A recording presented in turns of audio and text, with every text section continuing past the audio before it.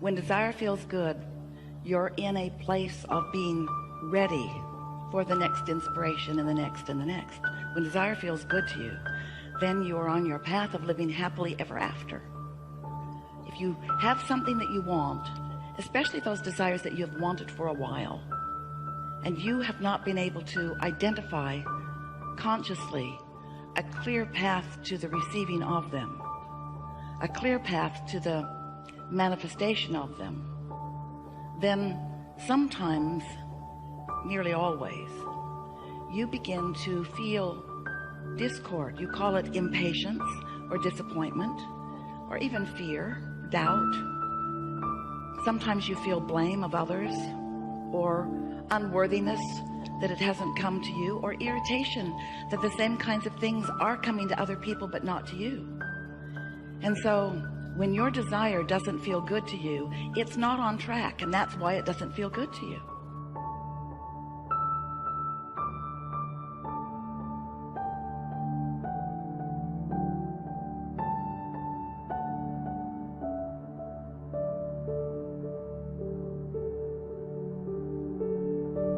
If it doesn't feel good, you're not on your path. And it's not difficult to get onto your path, but it doesn't help to proceed with a vibrational stance that just isn't letting it unfold for you. It would be like knowing that there's a treasure buried somewhere in your backyard, and it's a big backyard, and you know it's out there, but you have no treasure map. So you have no sense of where it is, and so you have to dig up the whole backyard. And after a while of digging and making a mess of everything and still not finding it, you begin to feel discouraged. And sometimes you get more and more bold. You get bigger and bigger things to dig with. You involve more people in the digging. You make a bigger and bigger and bigger mess of everything, but you still don't find what you're looking for because you're going about it in a way that won't work. So we might as well just start off today with a very bold statement, not only to get your attention, but because, well, it's mostly to get your attention, but it's also something that is absolute and very important for you to understand. Sometimes you just cannot get there from where you are. And that sounds different from what you usually hear from us, because you count on us as being your optimistic friends who say you can be or do or have anything that you want. And while that is still true, sometimes you cannot get to where you want to be from where you currently are. But we're talking about your vibrational stance, and what we're really talking about is that sometimes you, fairly frequently, almost always, that what you are doing is you are wanting to get to a different place from where you are.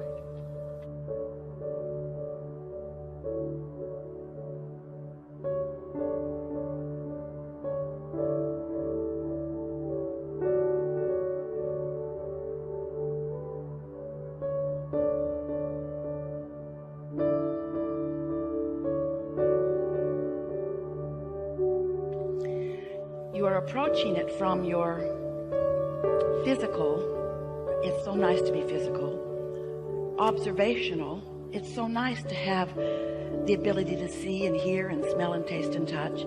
From this very tangible, manifest things into a reality where I and others can see them. So often you want it to be about something that is not parked in your garage yet, that you want to be parked in your garage, and there's an element of dissatisfaction within you as long as this beautiful new vehicle that you want is not parked in your garage. And there's something about you, human creatures that you are, that causes you to go to the garage and notice it isn't there. And in your awareness of its absence, you continue a vibration that makes it very difficult for you to find the path to it. And we get how you would be that way, because You were born into an environment with all of your observational ability. And your observational ability is essential to why you are here. It's what allows step one of the creative process to happen at all. Step one says, when you know what you don't want, you know what you do want, and that's the asking part of it. And you could not come to any of those conclusions, or many of them, without your observational senses. And so we're not trying to talk you out of seeing and hearing and smelling and tasting and touching. We just want you to know that once you have identified that you want something, then using those senses to take score of where you are in terms of the manifestation of it is counterproductive.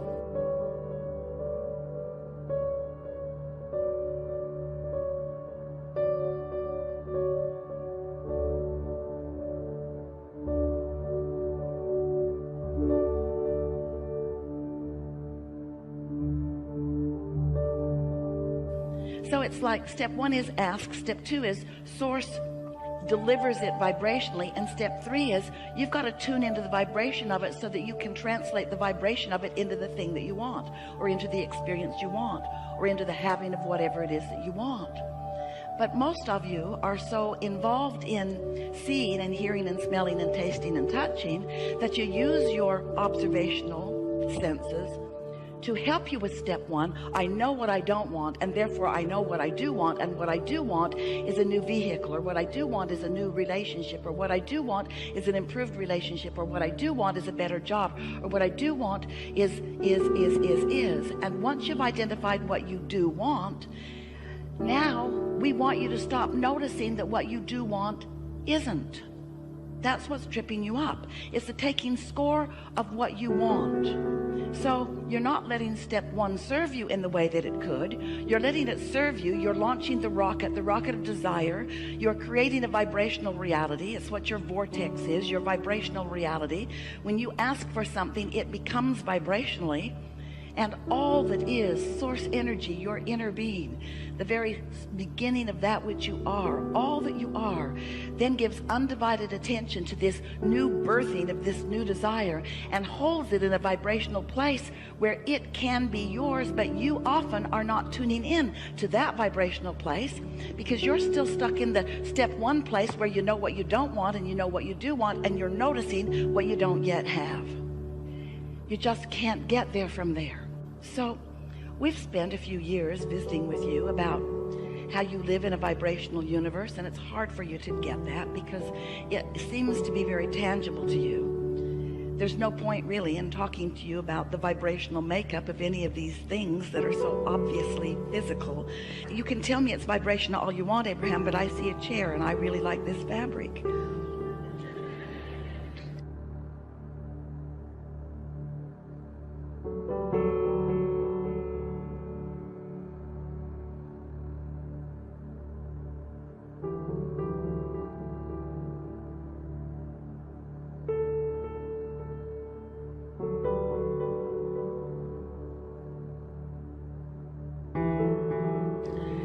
So talk about the vibration of it if you must, but I'm a physical human here in a physical body, and I'm used to looking at chandeliers and lights and room dimensions and measurements and what everybody's wearing or not wearing and so forth.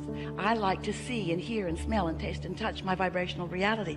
And we say, yes, you do, and we want you to, because this is the leading edge of thought. And that is where the greatest satisfaction is ever experienced in all of the creative universe, of which we are all a part. And you said, I'll go forth into this tangible environment, and from my awareness of what's going on there, I will come to new and improved conclusions and decisions and preferences and desires, knowing that source energy then will follow the path of my new desire, and that then I will be the recipient, the liver of. I will get to drive the new car. I will get to experience the new technology. I will get to eat the new food and live in the new environments and dwell in the new dwellings. I get to live in this leading edge environment. But you didn't come to just live in this leading edge environment. You came as a creator of this leading edge environment, and you will never be happy if you are only in an observational state. You will never be happy if you remain only in a reactionary state.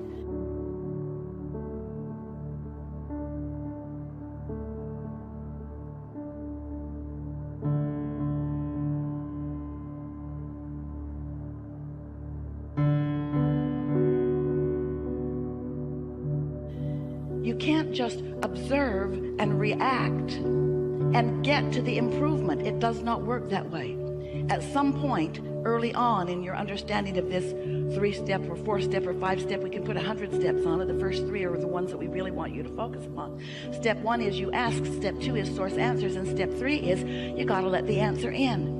You've got to tune into the vibrational frequency of the vibrational request that you have made, of the vibrational now reality that now exists, before you can allow yourself to see it and hear it and smell it and taste it and touch it. So what we're really asking of you is something that is the most natural thing in the world to you, but you have practiced otherwise, so it doesn't feel natural.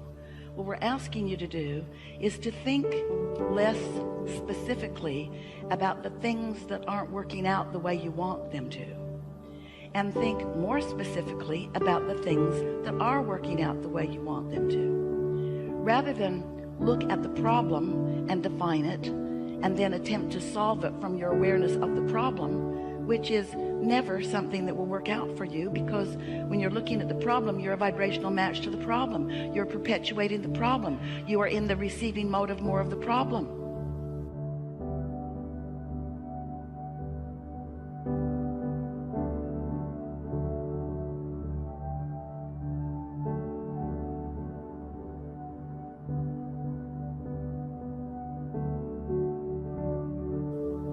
You have to find a way to identify the problem and then back off from your awareness of the problem and see it as a request for something different, and then find a way to be a match, a vibrational match, an emotional match to the new and improved that you are asking for. And that's really why you came. Not because things need to get done, and not because things are broken that need to be fixed, but because it's oh so fun to get to bring your awareness into an environment where you specifically and importantly choose what matters to you, and then you find the vibrational stance that lets the universe deliver it to you. When you get to witness that, what you're really witnessing is your personal attunement to your personal desires. And what most people are mostly witnessing is their personal attunement to a reality that already exists, to which they are having a knee-jerk response. So you kind of have to decide, am I a creator or a regurgitator? Do I create my own reality, or do I just keep observing what is and keep being a part of regurgitating more of that? There's a war against this and that and the other. There's a war against so many things. And everything that there's a war against, things are getting bigger, because when you look at something, wanted or unwanted, you become a vibrational match to it. And law of attraction makes you part of the swelling of it, of the growing of it, of the evolution of it, you see. So, we have a few questions for you. Not because we don't know the answers, because we have a very clear vibrational awareness of where each of you stands in relationship to what each of you desire. It's just perfectly clear. But the reason that we're going to ask these questions is because we would like to bring you to a more centered place in your awareness. We would like to help you to find that, some call it grounded, we call it essential, that beginning vibrational root of who you are. Because if you can frequently return to your vibrational knowledge, then what happens is you stop all the chatter that doesn't matter, that is preventing you from a clear and, more important, satisfying path to the unfolding of what you want. So, just some fun questions. Call out if you want, or just project with your thoughts. Either is fine, because it's all for you. Do you understand that you are more than this physical body?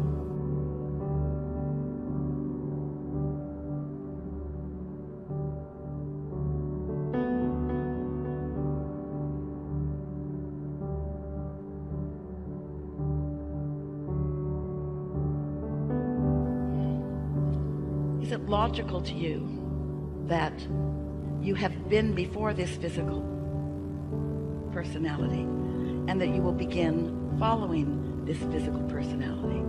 That you are eternal, ongoing? Can you feel some logic in that?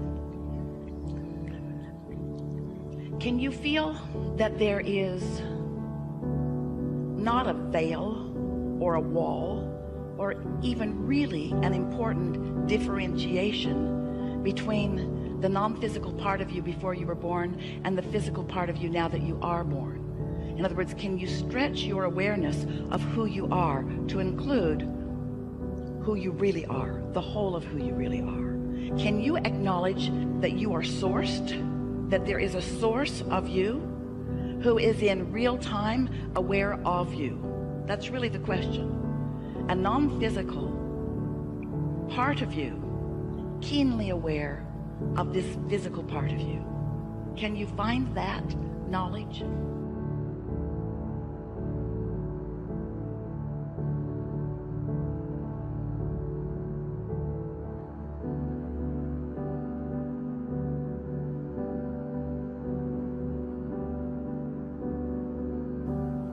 So that means, can you accept that while you are here in this physical body, a part of you, that another part of you remains non-physical, and that we are all weaving in and out and in and out and in and out in the ongoing expansion, evolution, and continual existence of that which we all are?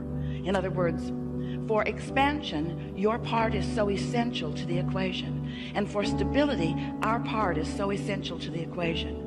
And vibrationally speaking, we are really all one. Can you sort of find that? Can you accept that even though there's so much to see, so much to experience through your magnificent sensors and ability to translate vibration into meaningful life experience, that even though you have that ability to do that, can you sense that there is a whole vibrational world that is moving through you and around you and to you, that is really what is responsible for everything that you see? Can you accept that there is a vibrational world? And can you accept that this vibrational world matters? Can you accept that from that vibrational vantage point, your Earth continues to spin in its orbit in perfect proximity to other planets? And can you accept that that really is not something that any of you, no matter how wise you are, is really doing with your own physical mind? We're asking you, do you accept that there's more to this equation? And does it feel purposeful to you, or was it just sort of a lucky thing that turned out? A sort of random thing that just happened, and bam, perfection. We spin in our orbit, eon after eon after eon, in perfect proximity. How odd that must seem if you think it is random. But when you think about the purposeful existence of that which you are, and the importance of the continuing of that which you are, then can you see that the continuance of that which you are and we are, and that all that is really about new ideas calling energy forth into new time-space reality.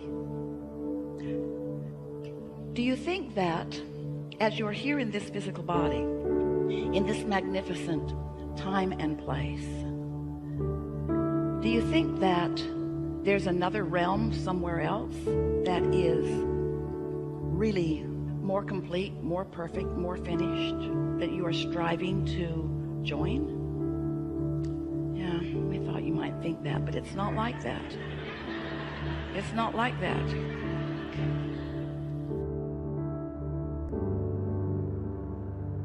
Instead, what's happening is this expansion that we all are is forward looking with you.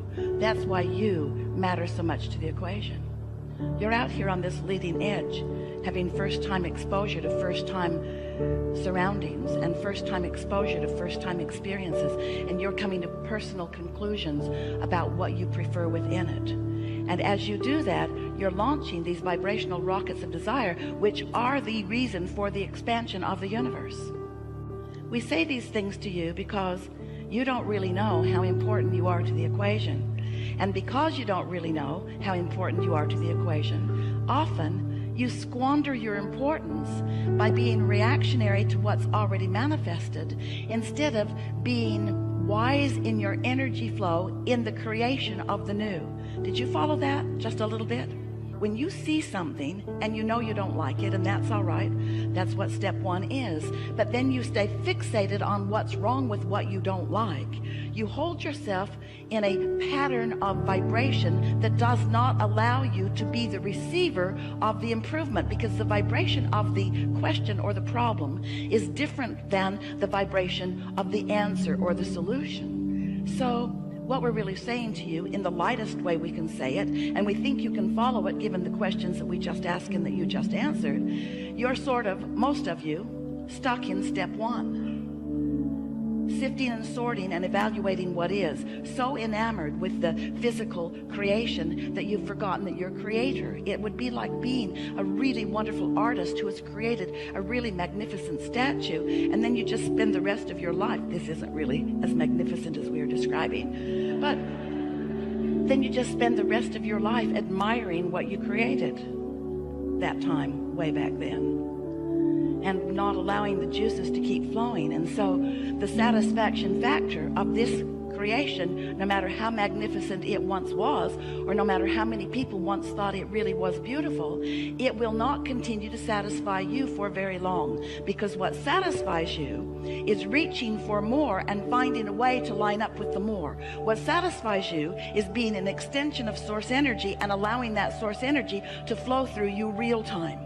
And so when you are reacting for more than a moment to something that's going on in your human environment, when you're reacting to it and holding your consciousness about this thing that you are not really enjoying or not wanting, then even though you've launched rockets of desire, and even though source is all over it, and even though streams of consciousness are flowing to it, and the energy that creates worlds is already flowing toward the creation of the new improvement, if you're holding yourself in awareness in reaction to the problem that you don't want, then you never become part of the solution, and you never feel satisfaction. You never feel a moment of satisfaction, because you know what satisfaction is? Satisfaction is just a word. Like so many words, satisfaction is a word descriptive of the way you feel. And satisfaction is the best word that Esther can find that means what we mean when we say the blending in any moment of the perspective of your human perspective and the perspective of your non-physical God force perspective. When you are looking at anything in a way where you are not in the moment introducing resistance because of a sort of varied, flawed premise from who you really are, you feel satisfaction. In other words, let's say life has helped you to realize that you really could use more money. And in your awareness that you could really use more money, and that awareness might come up often, many times in a day, let's say. So every time that happens, you launch a rocket of desire, a request really for more abundance.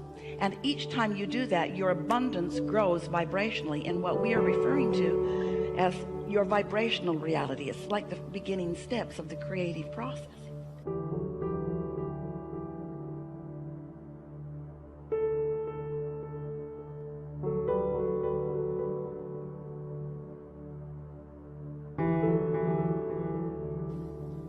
So this vibrational reality, which we've named the vortex because we wanted to get your attention, we wanted you to feel the realness of it, it gets bigger and bigger and surer and surer and stronger, not only because you continue to add to it, but because your inner being is focused upon it, and because law of attraction is gathering the cooperative components for the improvement of this. So you have, without knowing it, created a veritable fortune that is identified as yours. It's yours. It's the beginning, just like the kernel of corn that you put into the ground is the beginning of that big plant that will produce ears of corn. This vibrational reality is that for you. But if you are humanly natured, if you are enamored by seeing, hearing, smelling, tasting, touching, if you are not remembering that you are a vibrational creator, then you might be still standing over here in the discomfort of the money not being here yet. It hasn't manifested, and so you're holding your attention so much on what is and having knee-jerk reactions to that. So you're holding yourself vibrationally in a different place than where your abundance is, which means you cannot be doing that and be in step 3, which is the receiving mode, at the same time, any more than you can set your radio dial on one channel and hear what's being broadcast on another. The frequencies have to match up. So you've asked for and have created a vibrational reality. You have a vibrational abundance that is really beyond our ability to describe it to you. But if it isn't in your bank account yet, if it isn't flowing through your experience, it means that you are vibrationally in a different place. And it's easy to understand why, isn't it? Because when you're looking for something that you cannot see, when the bank does not acknowledge that the money is there. So you say to us, all right, Abraham, we'll play your silly game. We'll accept that there's something over there where Esther's arms are pointing. We'll even call it the vortex like you do. Just tell me, how do I get the money out of the vortex and into the bank? That's all I really want to know. And that's what we want you to know too. We want you to know that this vibrational reality that you have created is yours and yours alone. In other words, no one else is going to sweep in and take it away from you. But you've got to find a way of getting to the receiving mode of it. So if you've been listening to us for a while, we've been telling you all kinds of suggestions about how you might do a better job of getting into the receiving mode. But what so often happens to you is that you have a knee-jerk response to something, and then you do a process, something that we've offered or someone else has, that makes you feel a little better for a moment. But you don't often really get to that place of knowing that what you're asking for is really real and is really yours and is really coming. Because there's something so objective about looking where something isn't that makes it feel odd to talk about it as it is. And you listen to us, we say, but it really is, it's vibrational, you can't see it yet. And you want to believe that, we want you to have faith that it's there. But mostly you say, I'll see it, and then I'll believe it. And that's easy, isn't it? Only problem with that is, you're seeing what others have believed, because they had to believe it before they could see it. And so if they believed it, then they saw it, then there it is for you to see. And then you say, whoa, whoa, whoa, whoa, whoa. We need to do something about this. There seems to be something going wrong, because whatever is happening, however it's getting created, I don't like it that much.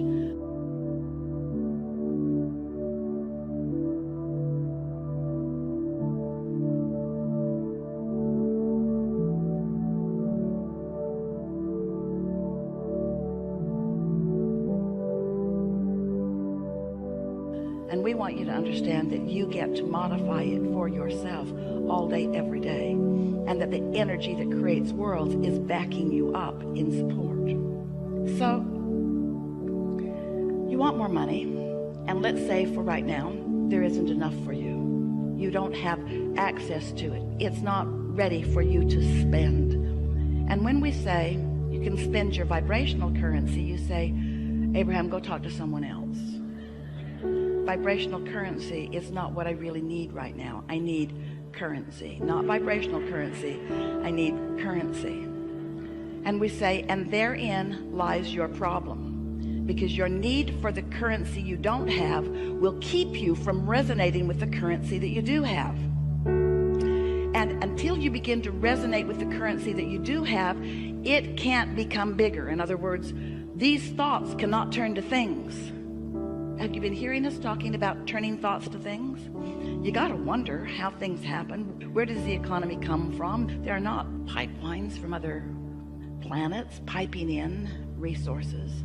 You're turning thoughts to things. That's what the expansion of all of this is about. And so when you accept that you are turning thoughts to things, if you could just hear us, believe us, know what we mean when we say, oh, the vibrations that you have created, the basis of all of the tangible things and experiences that you desire, the basis is so expansive and so deep and lucrative and based in all that is good, that if you could just begin to get a whiff of it, and you could just hold yourself within range of that vibrational frequency, then those vibrations, which you can't see or hear or smell or taste or touch, you can't even make a thought out of them in the early stages. Those vibrations, if you hold yourself, these are the words, not in opposition of them. In other words, when you stop doing that thing you do that holds you in opposition of them, when you let your cork float, when you let your mind be still, when you stop beating the drum of what is, you let what you really want to be what is get a little bit of momentum going. That's how the deliberate creative process works. But what that requires is that you have to find a new starting place. We were watching Esther the other day. She was having an experience with someone that she really cares a lot about, who was having response to her. They were having a sort of responses with each other that was not pleasing either one of them. And no matter how hard Esther tried to find the right words, she could not find the right words, partly because she was not purely in the receptive mode, and absolutely because the person she was talking to was not in the receiving mode. And so Esther found herself in one of those, you fell into, feudal situations where it doesn't matter what you say or what you do, it's just going to be what it is. You're just not going to have any movement on this at all. And so then, once the conversation ended, now Esther is still trying to think about it, but still getting no movement about it. No movement. In a sort of rut. You ever find yourself in a rut? So something's gone wrong. You don't want it to be wrong. You try to pivot. Abraham said, pivot. Pivot. When you know what you don't want, think about what you do want. But there's something so tangled in your vibration right now about what you don't want that even when you try to think about what you do want, it's in defiance of what you don't want. In other words, it's all tangled in there together. You just can't get there from there. So Esther got out, Ask and It Is Given. Her favorite book. 22 processes in the back of it. 22 processes of what to do when different things happen. So she did a little of this and a little of that and a little of that, a little of this, a little of this, and she got feeling a little better. But not good enough that that thought left her mind altogether. So all day long, she stayed in a sort of rut that she had created. This is what I've got, but this is what I want, and this is what I've got, but this is what I want, and this is what I don't want, and this is what I do want, and this is what I don't want, and this is what I do want, and this is where I am, and this is not where I want to be, and this is where I want to be, but this isn't where I am, and this is where I am, and I don't want to be here. I want to be over there, but I'm not over there. I'm over here, not over there. I'm over here, not over there. I'm over here, not over there. It was exhausting.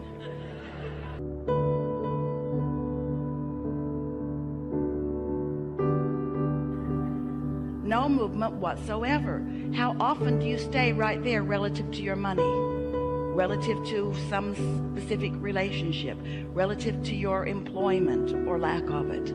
It's so easy to think you're doing the work, to mean to be doing the work, to want to do the work, to want to feel better, and then worse, and then better, and then worse, and then better, and then worse. So what happens? Oh, friends, you've come so far because there was a time when you felt worse and a little better and worse and a little better, and so instead of really wanting this and being over there, you've closed that gap. In many cases you do feel so much better, but you are powerful creators, and just feeling sort of kind of better every now and again isn't the answer to the deliberate creation that you are about. You are often in a sort of vibrational rut where you have brought yourself to a place of feeling better, and then next time you turn the corner, something else happens and you start that reactive process all over again. And then you come to us and you say, Abraham, I'm really getting this. I'm getting so much better at this. I'm better in this than I've ever been, but those people at work are so negative. If I could just rid myself of all of the other inhabitants of the planet, I could just enjoy it by myself so much. So we wipe everybody else off the planet. 3 days later, you're complaining about loneliness. We know you. We know you. Where am I going to eat? All of the people are gone. So, we've enjoyed this interaction immensely. So we've identified sort of what's been going on for many of you. Esther has focus wheeled herself into oblivion on some situations because she believed that if she just did another 100 or 2 focus wheels on a certain situation, that then she would be able to communicate with this particular person and everything would be wonderful again. And then we began saying to Esther, you know, sometimes law of attraction causes you to go this way. In other words, it's not your job. We are not having these conversations with you so that you can control, not through your action and not through your strength and not through your prowess, but through your vibrational alignment. We are not giving you any of what we know about these laws of the universe to help you be powerful in controlling anyone or anything. What we are knowing that you want to know is how you can consistently be more of a vibrational match to what you have put over here in your vibrational reality, which means you got to find some way of shaking loose of this rut that you're in, where your highs go this high and your lows don't go that low, and your highs are this high and your lows only go that low. But you've got to get all the way there in order to really be in the receiving mode. You can't be in the receiving mode of magnificent things and be in the petty mode of focusing upon things that other people are doing that bug you. They just don't go together. So here's what we're getting at, and that may be the best sales job that we've ever given in helping you to understand that there's a reason that we are here talking to you about vibration. So this is the conversation about thoughts turning to things. This is the conversation about you being so practiced in a thought that that thought becomes a pure expectation, an absolute belief, a belief that holds no doubt, a belief that doesn't contradict itself, not a hope, not a yearning, not even so much a belief, but a knowing, an unequivocal decision made by you, practiced by you, known by you, exuded by you, and the cooperative components of the universe assisting you in being the receiver of the ongoing, evolving, evolutionary receiver of the satisfaction as each and everything that you desire blossoms into your experience, giving you unequivocal satisfaction moment by moment as it moves along. But you've got to start someplace other than over there so close to where you are. So when you sit with the intention of what many call meditating, we'd like to offer a different label to it because there's resistance even in the idea of that. But if you can decide that you want to quiet your conscious mind enough so that the non-physical mind that is purely focused upon all that you've become and the wholeness of who you are, if you can find a way of tuning into the vibrational frequency of that, those vibrations, once you learn to sit there for a little bit within them, will begin to turn to thoughts. And when those thoughts come, you will feel and understand, while we don't want you to focus very much upon them, the pleasure and the satisfaction of that thought. And as you sit there, not distracted by current, what you want to call reality, but experiencing the whole of your now vibrational reality, what's in your vortex will be able to make its way into your manifested world through the pathway that is your non-contradicted mind. Does that sort of make sense to you?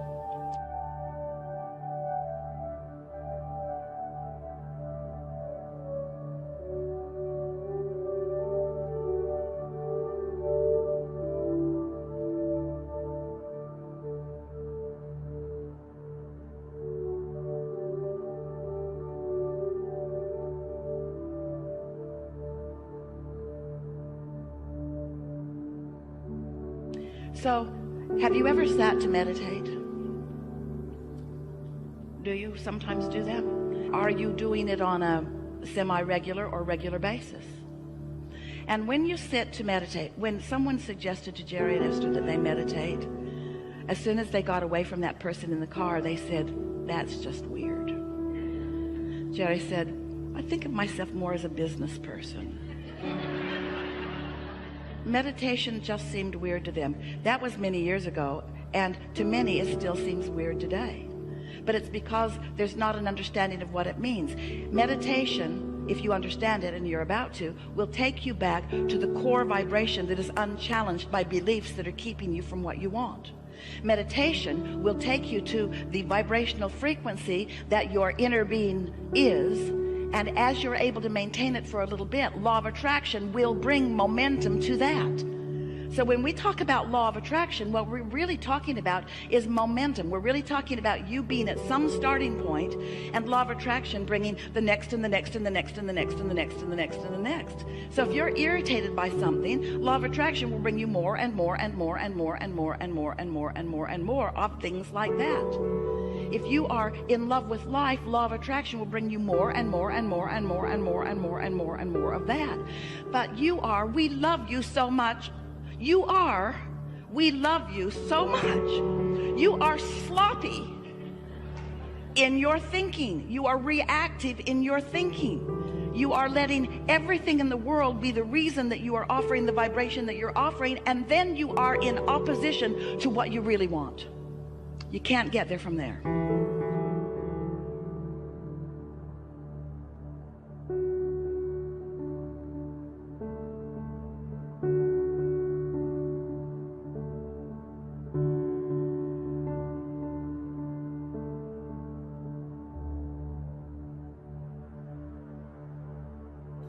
So, when you sit to quiet your mind, at first it's very difficult because your mind has been trained to be responsive to your environment. But when you quiet your mind, and what that requires is focusing upon something quieter.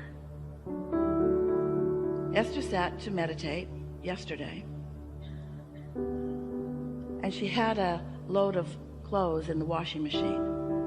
And a door closed, but she could still hear the clanging and the banging of the zipper on the jeans. And it kept her from being able to withdraw from her physical experience. Just something that simple. And she thought, well, it'll stop in a minute, but it didn't. It was an hour and 12-minute cycle. And so it wasn't a good choice of a time or a place for her to intend to quiet her mind. If your telephone's going to ring, it's not a good time or a place to sit to meditate. You want to find a time when you are not likely to be interrupted, in a space where you can really control the environment a bit. It's good if you can shut out the things that you're mostly physically attracted to. So as you sit in this comfortable position, it doesn't matter what it is as long as it's comfortable. And as long as you believe that you can maintain it for at least 15 minutes without needing to worm around, sit in a comfortable place with one intention, and that is to let your mind be still. And when your mind wanders, and it will, just focus upon the idea that you want your mind to be still. Now, we have noticed, as we've watched so many of you, that it is really helpful if you can find something to focus upon that isn't much to think about. Like even a ticking of a clock is a pretty good thing. Or the dripping of a faucet is a pretty good thing. Or if you want your eyes to be open, it's really better if they're closed, a flickering of a flame. Doesn't matter what it is, as long as it's not very much. So it has your attention, but it doesn't bring a lot of attention. You get the idea. Find something that is easy for you to focus upon, that's not very thought-provoking. And then just focus on it until you receive the sign that you have quieted your mind. And that sign is a physical, visceral feeling of detachment from this time and place. It feels like numbness. It feels like floating. It feels like a suspension of gravity. It feels like detachment. It feels like soothing. It feels delicious. So Esther is sitting there, and once she achieves that state, she begins to realize that some intention other than her own is making motions with her physical body. In other words, she's not deliberately thinking about what she's going to do with her physical body. Something else is. That broader perspective is. That quieted mind is. And once she feels that detachment and begins to feel that, and you will in a day or 2 or 3 or 4 or 5, you will feel that. And here's the advantage to you. When you get to that place where you are mindless, you are thoughtless, and the non-physical part of you now is the dominant part of your vibration, you are in a state of utter well-being just for a moment. And you're not doing anything with your physical noticing, with your physical senses, that's distracting from that base of well-being. Now you see, the thing that's so wonderful about allowing, it might take you 15 minutes to get there, and you might only be there a minute or 2 before your meditation time is up. But that's enough. It doesn't matter how long it takes you to get there. It's just important that you get there, because when you get there, you've pushed the reset button. You've given yourself an opportunity to have detachment from the vibrations that are hindering you. And that rut that Esther found in her knowing what she didn't want and trying to find what she did want is now a little softer. It's less likely that she's going to stay in that rut once finding that. You see what we're getting at?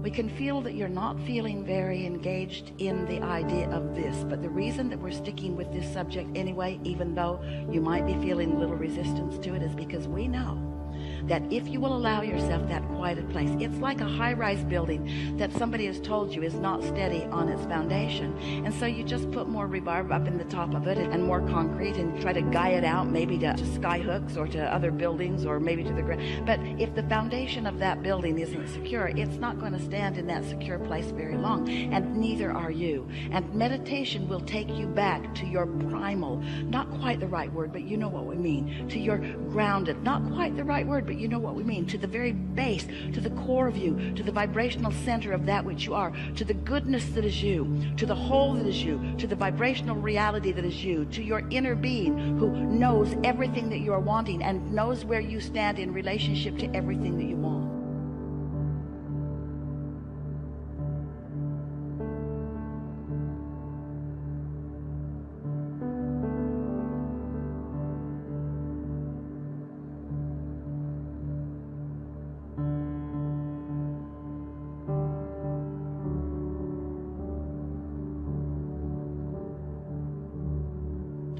So now you find that vibrational place, that sort of detached place. And once you are pretty good at getting there,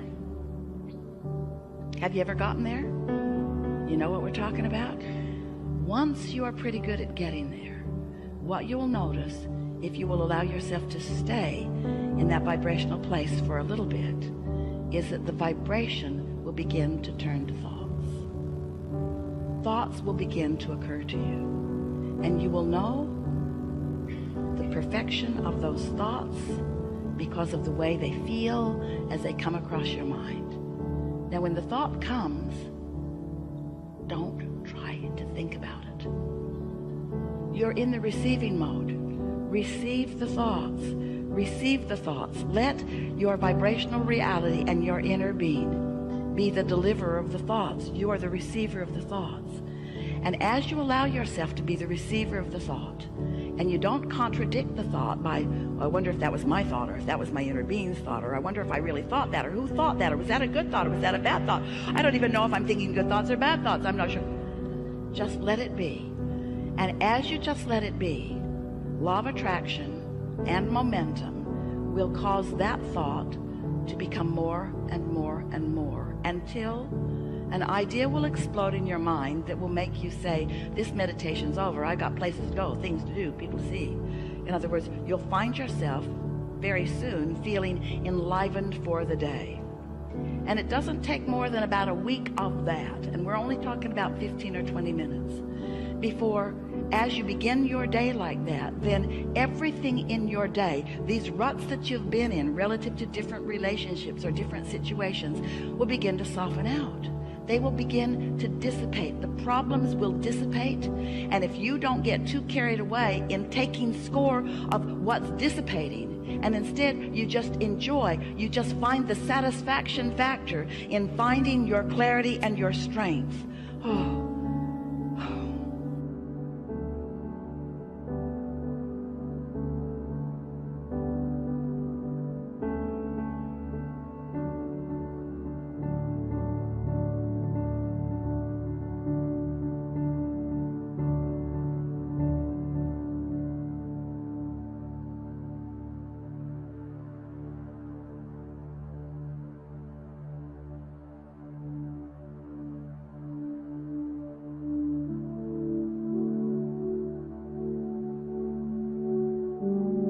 Besides what's happening with your mind, you allowing thoughts to turn to things, your physical apparatus is being rejuvenated. You are in the replenishing mode.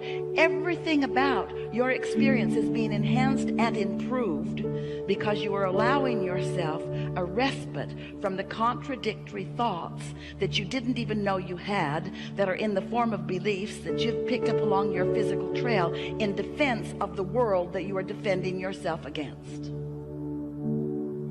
You must be defenseless to be in the receiving mode.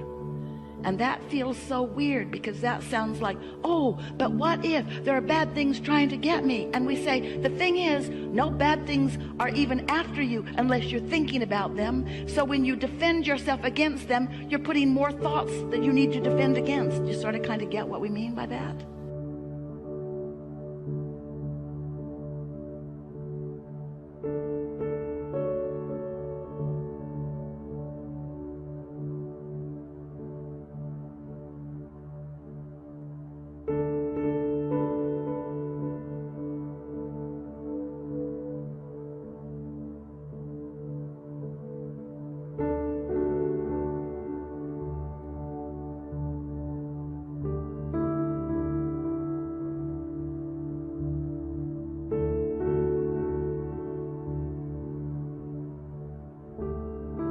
There is no law of assertion. There's only a law of attraction. Nothing is being asserted into your experience. It is all being attracted into your experience.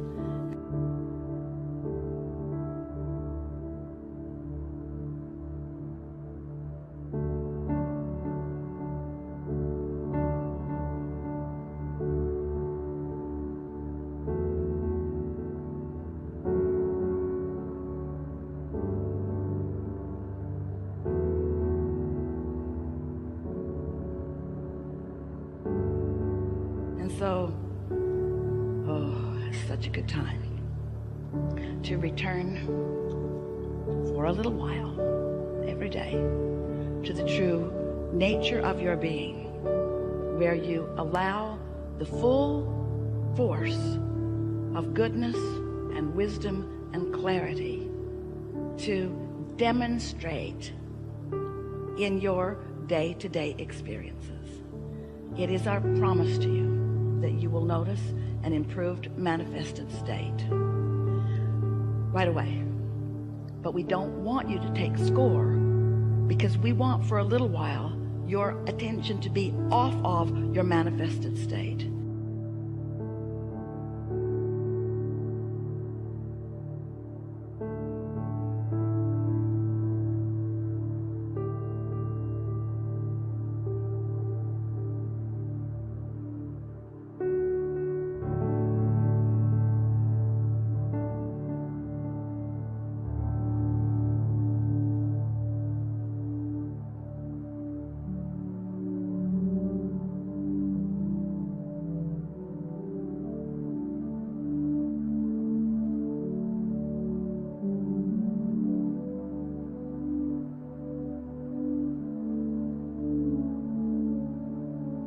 Want your attention for a little while to be upon your vibrational basis, because Vibrations turn to thoughts, and thoughts turn to things. And the satisfaction factor of releasing resistance and sitting there in that soup of well-being is satisfying. And when a thought comes into your mind that's about well-being and love, when it's a thought that you can't even articulate, it's just a feeling of well-being, that's a satisfaction. And when that thought turns to a thought of something that you're appreciating, and you allow yourself to just ponder that thing that you're appreciating, there's satisfaction. And then when that thought gathers up another thought or two, and you begin to feel enthusiasm in your experience, that's satisfaction. And then when you move out into the day, and your timing is better than it's ever been, that's satisfaction. When you find timing everywhere you go, that's satisfaction. And you're the only one that will be witnessing it, because you're the only one that really knows what you've been asking for. But as it is demonstrated to you, not because you finally deserve it, but because you finally allow what you do deserve. So we know that was long.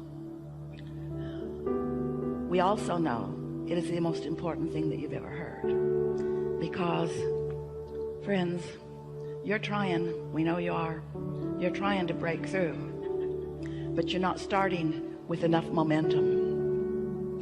Start back here and you'll gain the momentum that equals the energy that creates worlds. And one who is connected to that kind of stream is more powerful than millions who are not.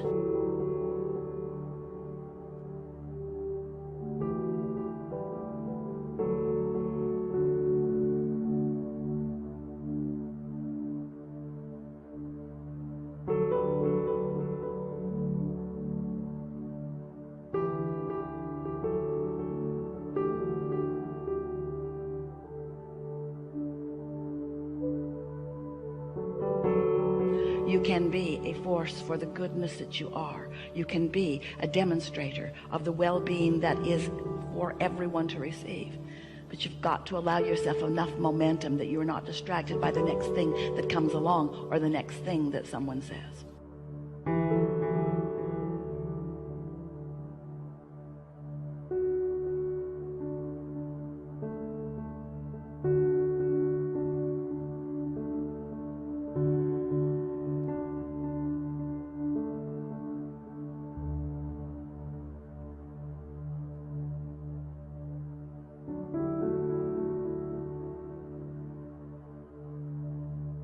Very eager to talk with you about what matters to you. If it is important to you, it is important to us.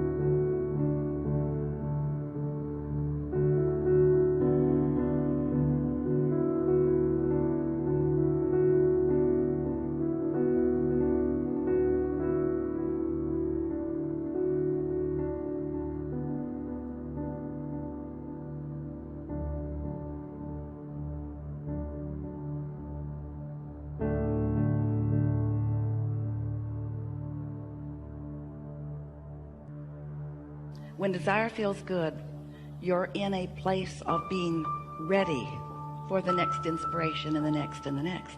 When desire feels good to you, then you are on your path of living happily ever after. If you have something that you want, especially those desires that you have wanted for a while,